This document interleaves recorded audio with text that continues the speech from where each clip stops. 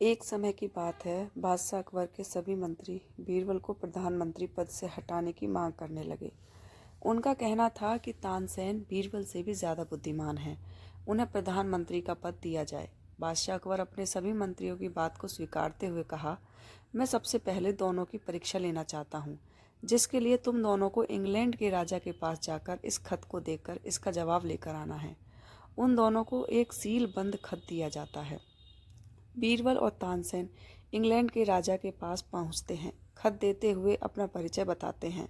जब राजा खत को खोलता है तो उसमें लिखा होता है, खत लाने वाले को फांसी पर लटका दिया जाए। इंग्लैंड के राजा अपने मंत्री को आदेश देते हैं कि इन दोनों को फांसी पर लटका दिया जाए।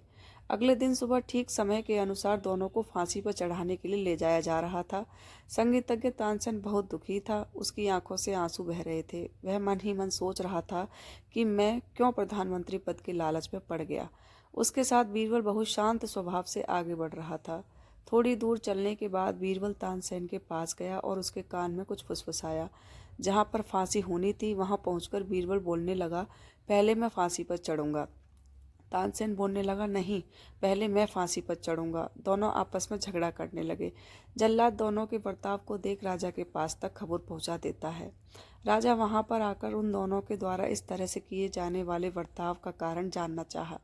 बीरबल ने कहा, महाराज अकबर के ज्योतिष ने बताया है कि अगर संदेशवाहक का आप फांसी दे देते हैं तो बादशाह अकबर आपके राज्य को आसानी से जीत सकता है।